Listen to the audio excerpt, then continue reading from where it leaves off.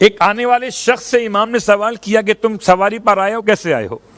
खुलासा कर रहा हूं, क्या सवारी पर आए हो? सवारी कहां पर है? इमाम को इतना ख्याल है जैसे आपको ख्याल होता है कि जो आपसे मिले फ्लैट पर आया आपके, आप उससे पूछते हैं भाई पार्किंग कहां की हमने गाड़ी? इमाम ने सवाल किया ऊंट कहां पार्क किया? कहता वैसे ही छोड़ दिया। अल्लाह भरोसे आपसे मिलने आए हो ना। अगर कोई जमाने के इमाम से मिलने भी जाए तब भी इमाम ने उसे सुस्ती की इजाजत नहीं दी, ये कोताही है। आप फरमाते हैं चोर भी तो अल्लाह के भरोसे पर निकलते हैं, और इसीलिए चोरी के मसाइल में एक मसला मौजूद है कि अगर इंसान माले गैर महफूज से चोरी करे तो उस पर उंगलियों के काटे जाने की हद जारी नहीं होती। फर्क है। इमाम फरमाते हैं जाओ जाके ऊंट को बांध के फिर अल्लाह पे तवक्कुल करो। कहता मौला बांधने के बाद तवक्कुल? अपना काम करो, अपना काम करो, अमल आपके हाथ में, नतीजा अल्लाह के हाथ में। फरमाया जाओ जाके बांधो पहले उसे, और बांधने के बाद फिर तवक्कुल करो। कहता है मौला वो किस लिए? इमाम फरमाते हैं इसलिए बहुत सारे बंधे हुए ऊंट भी चोरी हो जाते हैं। अब ये तो समझाने के लिए इमाम ने सामने वाले को उतना बयान किया। बात वाज़ेह हो गई। एक है अमल, एक है नतीजा। अमल और है, नतीजा और है। अमल आपके हाथ में है, नतीजा अल्लाह के हाथ में है। तो नतीजा अल्लाह पे छोड़ दीजिए, अमल आपने कर लिया है। अब रहा मसला मैं कौन से रिस्क को खुदा की अता कहूं और कौन से रिस्क को अपनी मेहनत कहूं। बहुत वाज़ेह जवाब है। वह लैसा लिल इंसान इल्ला मा सआ, और इंसान के लिए कुछ भी नहीं सिवाय उसके जितनी वो मेहनत करता है। तो सही आपके लिए है, इंसान जितनी कोशिश करेगा उतना उसे रिजल्ट मिलेगा। लेकिन इसे खुदा की अता कैसे कहूं? मुझे क्या खबर कि मेरी मेहनत कितनी है, खुदा की अता कितनी है। आइए, सोचा तो मैंने बहुत पहले था कि आपकी खिदमत में पूरा बयान कर दूं, लेकिन मौका नहीं मिला। तो आज लगता है कि शायद ये मौका मिल रहा है। मैंने आपकी खिदमत में एक हिकायत का एक उन्वान बयान किया था कि तवक्कलतु अलल हय्यिल लज़ी ला यमूत, इससे फिर ला हौला वला कुव्वता इल्ला बिल्लाह, फिर तवक्कलतु अलल हय्यिल लज़ी ला यमूत वल्हम्दुलिल्लाहिल्लज़ी लम यत्तखिज़ साहिबतन वला वलदा वलम यकुल लहू शरीकुन फिल मुल्क वलम यकुल लहू वलिय्युम मिनज़्ज़ुल्ल वकब्बिरहू तकबीरा। मैंने आपकी खिदमत में अर्ज किया था कि ये दुआ खास तौर से हुज्जत खुदा इमाम ज़माना अलैहिस्सलाम की बारगाह से पहुंची,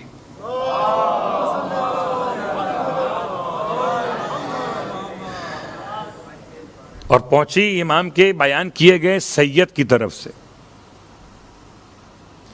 इसके साथ साथ दो चीजें मिला लीजिए। हो एक, सुबह की नमाज के बाद किसी से बात किए बगैर, सुबह की नमाज के बाद किसी से बात किए बगैर अपना सीधा हाथ, दायां हाथ, राइट हैंड अपने रखें सीने पर,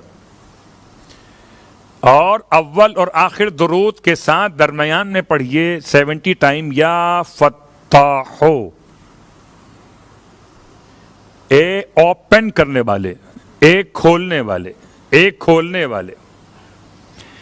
आप मुझे बताएं, अगर आप मेरे दरवाजे पर आएंगे और आप 3 दफ़ा 4 दफ़ा बेल बजाएंगे तो मैं तंग आके दरवाज़ा खोल दूंगा। 5 दफ़ा, 6 दफ़ा, 7 दफ़ा, 8 दफ़ा, आप 10 दफ़ा जब दरवाज़ा बजाएंगे तो मैं सब पकड़ लूंगा। खैरियत तो है, क्या हो गया, क़यामत आ गई। तो अगर किसी से दरवाज़ा खुलवाना हो, इमाम फरमाते हैं किसी दरवाजे को बार बार नॉक करोगे तो बिल आखिर खुल जाएगा। ये 70 मरतबा इमाम के अल्फाज हैं, इससे ज्यादा भी कर सकते हैं। या फत्ता, सुबह की नमाज के बाद किसी से बात किए बगैर अपना सीधा हाथ रखें सीने पर, आप शुमार कीजिए दुरूद अव्वल और आखिर जितना पढ़ना चाहें, 3 हो 5 हो 7 हो, आपके इख्तियार में, 1 3 5 7, दरमियान में या फत्ता हो। और उसके बाद बेहतरीन दुआ शेख कफ अमीन ने और शेख फहद ने अपनी अपनी किताबों में इस दुआ को बयान किया। आपके लिए बहुत आसान एड्रेस है। एड्रेस क्या है? क्या एड्रेस मफातिहुल जिनान, सुबह की ताकीबात में बिल्कुल आखिर में एक दुआ है, बिस्मिल्लाहि व सल्लल्लाहु अला मुहम्मदिन व आलिहि तय्यिबीन अत्ताहिरीन। शुरू होती बिस्मिल्लाह से, व उफ़व्विज़ु अम्री इलल्लाह इन्नल्लाहा बसीरुम बिल इबाद फ़वक़ाहुल्लाहु सय्यिआति मा मकरू ला इलाहा इल्ला अन्ता सुब्हानका इन्नी कुन्तु मिनज़ ज़ालिमीन फ़स्तजबना लहु व नज्जयनाहु मिनल गम्मि व कज़ालिका नुंजिल मुमिनीन हस्बुनल्लाहु व निअमल वकील फ़न्क़लबू बिनिअमतिन मिनल्लाहि व फ़ज़ल लम यमससहुम सू माशाअल्लाह ला हौला वला कुव्वता इल्ला बिल्लाह इला आखिर दुआ।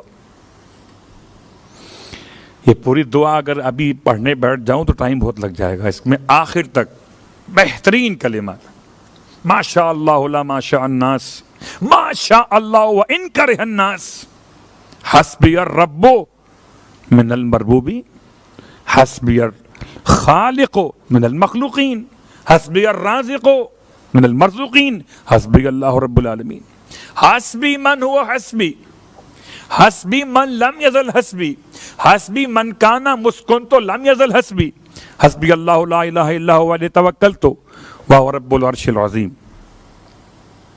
रोज पढ़ना है, एक दिन नहीं। 3 अमाल हो गए।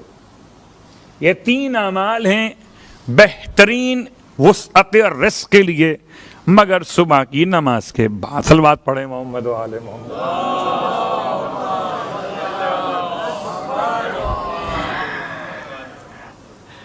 और इसके साथ साथ कि सवाल के जवाब वाज़ेह हो गए। रिज़्क़ अल्लाह की तरफ से, कोशिश हमारी तरफ से।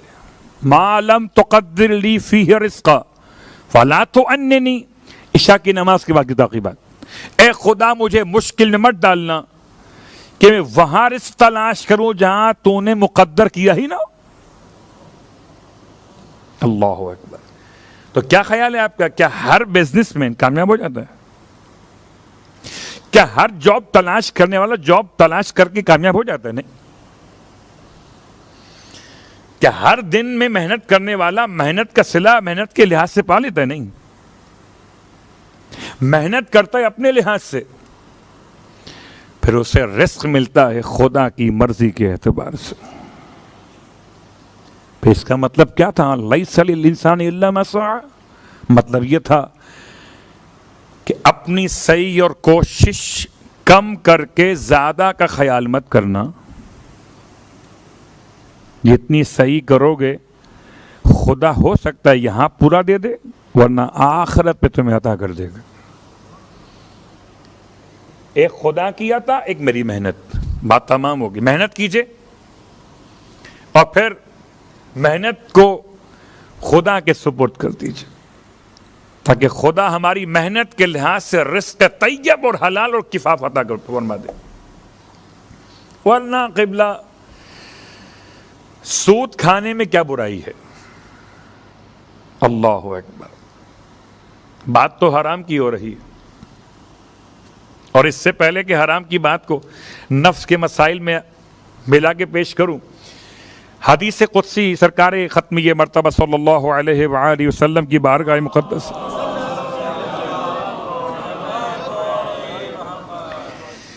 अजीब जुमले फरमाते हैं, या अहमद, खुदा कहता है या अहमद, ए अहमद।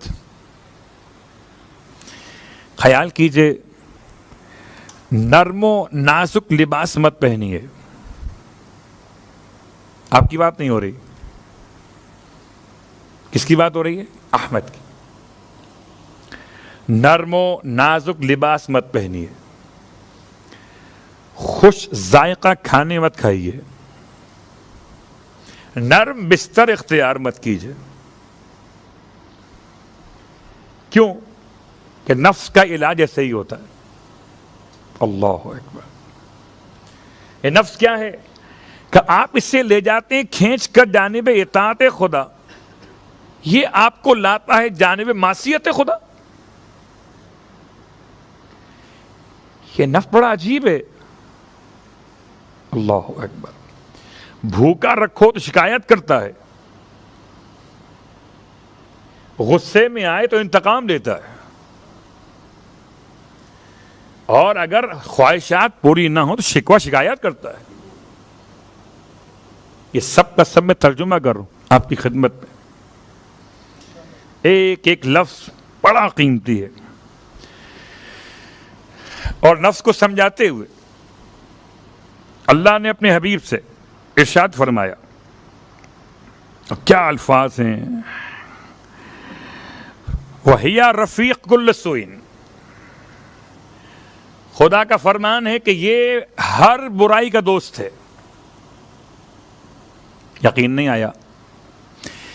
बताइए कि अगर आप बैठे आगाए सिस्तानी के साथ तो कितनी देर बैठ सकेंगे? क्या ख्याल है? 1 घंटा बैठ लेंगे? 2 घंटा बैठ जाएंगे? 4 घंटे बैठ जाएंगे? लेकिन एक वक्त ऐसा आया कि आप थक जाएंगे। क्या सलाम सलाम, मोहब्बत, प्यार, मसाइल, दीन, दुनिया, कोई बातें मजे की हो ही नहीं रही। टाइम कैसे गुजरेगा? सारी मिसालें हो सकती। और टाइम कैसे गुजरता है जब आप और हम किसी गुनाह में टाइम गुजारना चाहते हैं, मालूम ही नहीं होता। घंटे तो ऐसे गुजर गए कि मालूम ही नहीं हुआ कहां गए। फ़इन्न नफ्स मावा कुल्ल शर, नफ्स हर बुराई का मंबा, मावा कुल्ल शर, वहिया रफीक कुल्ल सू, और हर खराबी का उन्वान नफ्स। फिर अजीब सा जुमला है, खुदा फरमाता है वहिया करीनतु शैतान, नफ्स शैतान के बहुत करीन है, मिला हुआ है। बड़ी सख्ती करनी पड़ेगी नफ्स को मारने के लिए।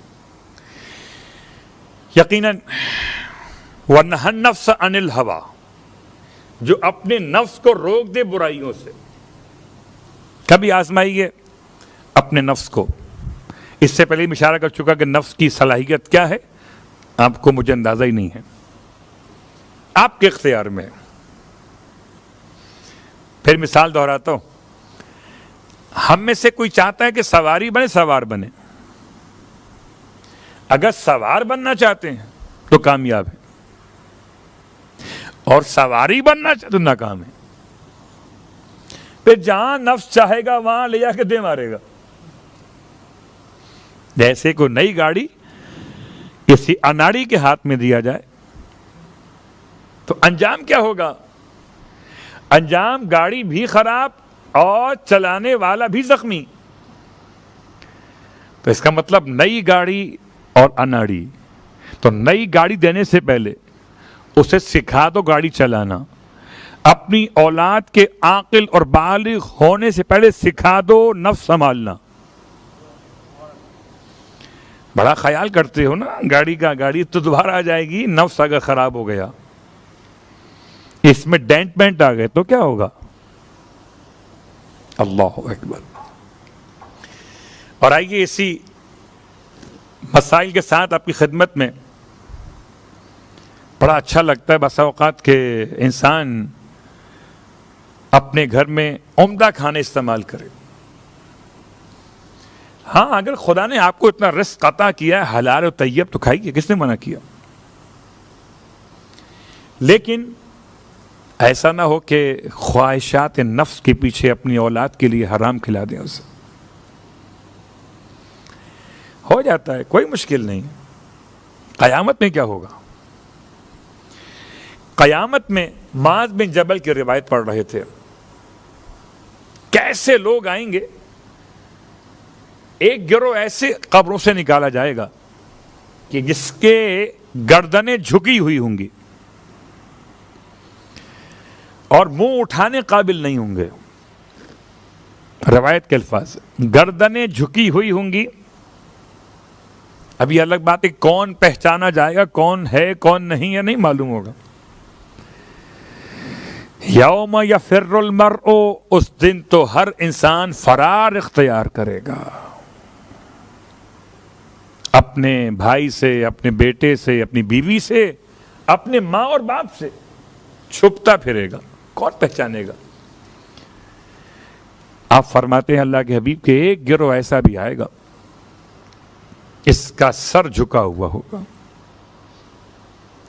और सर इस तरह झुका हुआ कि जिल्लत और ख्वारी के साथ। पूछा माज़ बिन जबल ने कि वो कौन सा गिरोह होगा? फरमाया कि जो सूद खाने वाले होंगे। सूद का मतलब का मुसलमानों की कमजोरी से नाजायज फायदा उठाना, पैसे के बदले में पैसा इख्तियार करना, ज्यादा पैसे वसूल करना। हो सकता है कि आज के दौर में हमको नाम दे दें, इसको अलग बात है, लेकिन याद रखिएगा जिसने कहा हलाल वो बताता क़यामत में कैसे उठेंगे। तो कोई बैंकिंग निज़ाम अगर आपने इख्तरा किया हो, आपका मसला है। क़यामत में कैसे उठेंगे ये मुस्तफ़ा का मसला है। हो सकता है यहाँ कुछ भी ना हो, वहां कैसे उठेंगे। उसके बाद एक ऐसा गिरोह आएगा जो अंधा होगा। मैं रोज 2 गिरोह बयान कर रहा हूं।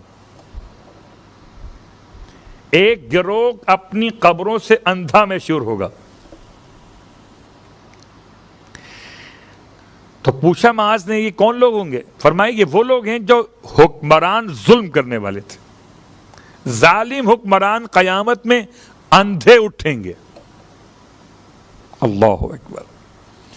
और आप तो जानते हैं कि हर इंसान अपनी अपनी हुकूमत में हुक्मरान तो है।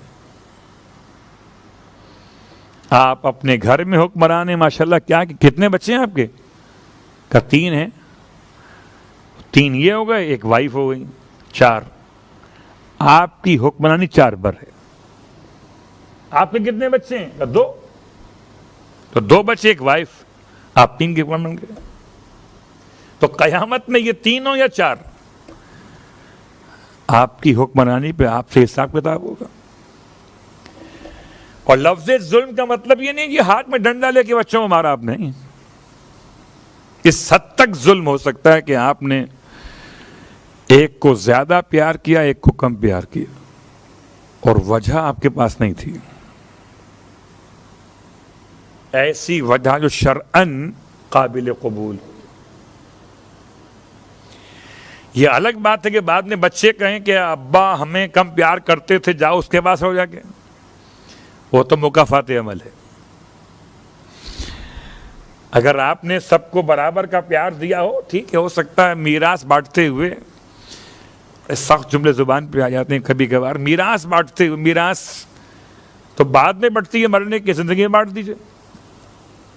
जिंदगी बांटने का मतलब बड़ी आसानी है, फैसला कर लीजिए अभी, जाना सबने। ऐसा ना हो कि आपने कोई मकान, कोई दुकान, कोई गाड़ी किसी और के नाम पे ली हो, अपने बेटे के नाम पे ली, बेटी के नाम पे ली, वाइफ के नाम पे ली। मीरास नहीं है ये मीरास है, ये हिबा है, हदिया है। क्या है? कभी कभी टैक्स से बचने के लिए हम लोग करते ही है। सलवात पढ़े मोहम्मद वाले मोहम्मद, करते हैं ना। आपने गाड़ी ली बेटे के नाम पर और आप निकल गए ऊपर, बेटा फैल गया, ये तो मेरी है। मुझे मेरे वालिद ने गिफ्ट कर दी थी। बाकी बहन भाई खड़े परेशान, ये तो अब्बा की गाड़ी थी। क्या नहीं, मेरी गाड़ी है। आप पूछें इसमें कसूर अब्बा का क्या है? अगर अब्बा सही काम करके जाते झगड़ा ही ना होता। ये झगड़ा क्यों हो रहा है कि जाने वाले ने अपनी जिम्मेदारी पूरी नहीं की है। अगर अपनी जिम्मेदारी पूरी करता झगड़ा ही ना होता। बाद में मेरे बेटे मेरी बेटियां कोर्ट में जाएं, 22 कौन बना? मैं। खैर, बात को समेटता हूं और आगे बात को बढ़ा देता हूं। ये बात याद रखिए, एक है गिफ्ट, हिबा, एक है वसीयत और एक है मीरास। ये तीनों अलग अलग बातें हैं। इंसान को अपनी जिंदगी में पूरा इख्तियार है, अपने पूरे माल का, पूरे 100% माल का इख्तियार है कि जिसे चाहे गिफ्ट कर दे, जिससे चाहे दे दे, जिससे चाहे ना दे। वसीयत क्या होती है? क्या वसीयत इंसान के सारे माल पर नाफिज नहीं होती। वसीयत इंसान के 1/3 माल पे नाफिज होती है। माल के 3 हिस्से करो और 3 में से 2 हिस्से आपके नहीं, 1 हिस्सा आपका है वसीयत के एतबार से। मैंने बहुत पहले था कि आपकी खिदमत में